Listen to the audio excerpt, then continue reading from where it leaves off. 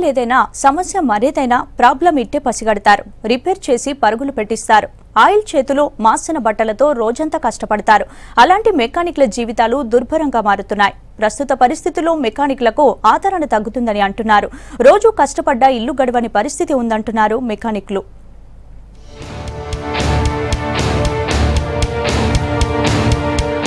ఖమ్మం జిల్లాలో వేలాది మంది మెకానిక్లు ఉన్నారు. బైకులు, కార్లు, లారీలు ఇలా రిపేర్కు వచ్చిన వాటిని బాగు చేసుకుంటూ జీవనం సాగిస్తున్నారు.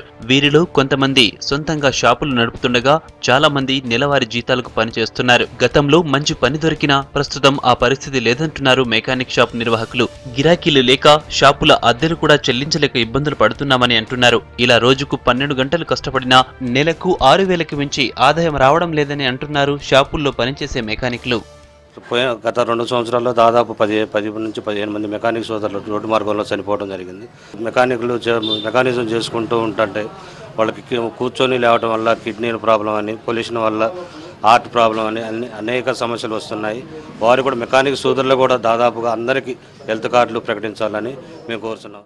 ఈ మెకానిక్ సోదరులందరూ కూడా ఎండలో ఎండుతూ వానలో తడుస్తూ డస్ట్ ఎలర్జీకి కూడా బాగా గురవుతూ బాగా సైనస్ అవి ఎఫెక్ట్లు ఇస్తూ ఈ ఊపిరితిత్తులు కూడా చెడిపోవడానికి కూడా కారణం ఉంది.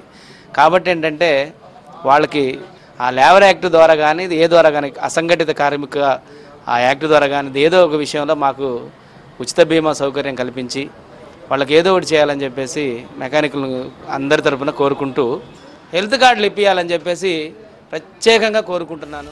వెహికల్స్ రిపేర్ చేసేటప్పుడు పొగ పీల్చడంతో శ్వాసకోశ వ్యాధులు, గుండె సంబంధిత వ్యాధులు వస్తున్నాయంటున్నారు మెకానిక్లు. అనారోగ్యంతో చాలా మంది మెకానిక్లు చనిపోయిన సందర్భాలున్నాయని ఆవేదన వ్యక్తం చేస్తున్నారు. ప్రభుత్వం మెకానిక్ల సమస్యలపై దృష్టి పెట్టి ఆదుకోవాలని కోరుతున్నారు. మెకానిక్ అంటే ఎండ, వాన, ఆయిల్, డస్ట్ దీంట్లో పనిచేస్తూ ఉంటాము. దానివల్ల మెకానిక్లకు ఆరోగ్య పరిస్థితి సరిగ్గా ఉండదు. ఏదైనా ఆరోగ్య సమస్య పెద్దది ఏదైనా వచ్చినట్టయితే బయట అప్పు తీసుకొని హాస్పిటల్లో చూసుకోవాల్సి ఉంటుంది. ఆ అప్పులు తీర్చడానికి మేము సంపాదించేది మొత్తం అప్పులు వడ్డీలు కట్టడమే సరిపోతుంది. మాకు చాలా ఇబ్బందికరంగా ఉంటుంది. మమ్మల్ని గవర్నమెంట్ సహకరించి మాకు అన్ని విధాలు ఆదుకోవాలని కోరుతున్నాం. మెకానిక్ల సమస్యల పరిష్కారానికి కృషి చేస్తామన్నారు స్థానిక ఎమ్మెల్యే పువ్వాడ అజయ్.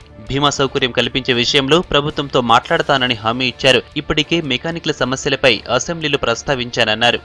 అనేక సంక్షేమ కార్యక్రమాలు తీసుకొని వచ్చి లేబర్ వెల్ఫేర్ బోర్డు ఏదైతే తెలంగాణ లేబర్ వెల్ఫేర్ బోర్డు ఇంకా ఫామ్ కావాల్సి ఉంది. కేంద్ర రాష్ట్ర ప్రభుత్వాలు ఏదైతే బీమా యోజన పథకాలు ఉన్నాయో ఆ బీమా యోజన పథకాలని ఇంప్లిమెంట్ చేసి దాంట్లో అసంఘటిత కార్మికుల్లో మెకానిక్లను కూడా కలపాలనేది మా డిమాండ్. వాళ్ళ సమస్యల పరిష్కారం కోసమని ప్రభుత్వం దగ్గర తప్పకుండా రాబోయే రోజుల్లో చర్యలు తీసుకుంటామని ఈ సందర్భంగా తెలియజేస్తాం.